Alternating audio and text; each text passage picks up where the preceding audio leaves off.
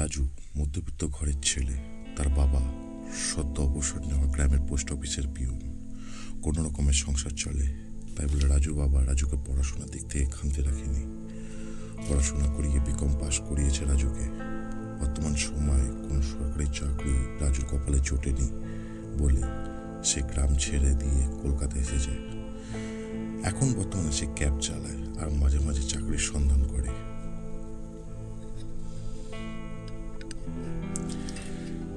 এইরকমই একদিন Raju cab booking পেল এয়ারপোর্ট থেকে, আর 5টা সাধারণ প্যাসেঞ্জার ভেবেই পিক আপ করতে গেল রাজু।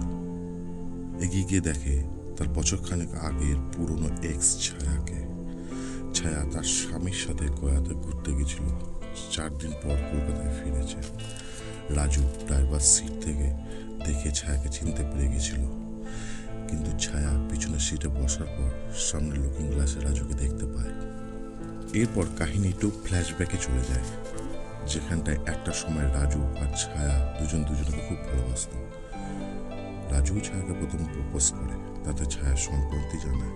তারা 3 বছরের সম্পর্ক এমনই ছিল যে দুজনের পরিবার সবকিছুই জানত। প্রথম দিকে ছায়ার বাড়ির লোকও রাজি ছিল বিয়ে দেওয়ার জন্য। শর্ত একটাই ছিল বিয়ে দেওয়ার, যে রাজুকে একটা সরকারি চাকরি পেতে হবে। যে মাসে সরকারি চাকরি পাবে তারপরের মাসে বিয়ে দেওয়া হবে।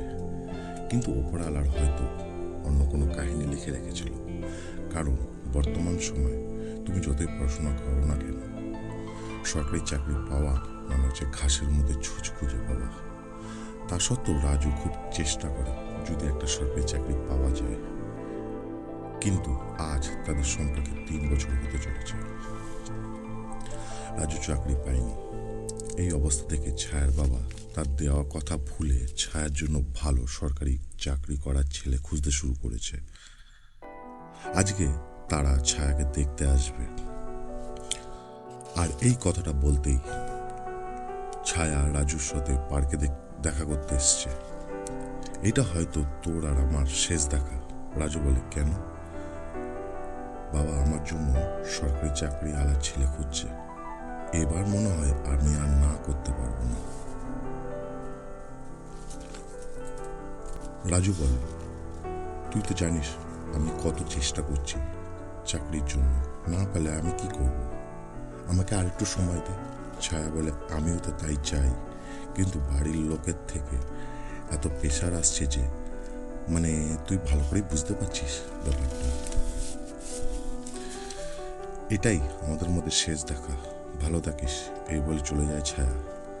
সেই যাবার পর আজ রাজু ছায়াকে দেখতে পেয়েছে, কিন্তু অতীতে ঘটে যাওয়া ঘটনার কোনো মূল্যই নেই আজ ছায়ার কাছে। সে তার হাজবেন্ডকে নিয়ে আনন্দেই আছে, কিন্তু রাজু আজও ছায়াকে ভুলতে পারেনি। এই গল্প থেকে একটা জিনিস সত্যি কথা তুমি সারাংশে গিট বেঁধে নিতে পারো, যেটা তোমাকে বর্তমান সময় মোটিভেশন করবে, তোমার সব থেকে বেশি কাজে লাগবে। সেটা হচ্ছে, তোমার থেকে যদি কোনো দামি পয়সাওয়ালা পুরুষ তোমার জিএফ পেয়ে যায়, তাহলে একবারও তোমাকে রিপ্লেস করার আগে ভাববে না। তো কমেন্ট করে জানাতে পারো যে কেমন লাগলো আমার এই গল্পটা, আর লাইক, শেয়ার অ্যান্ড সাবস্ক্রাইব অবশ্যই করবে যদি চ্যানেলটা প্রথমবারে ভিজিট করো।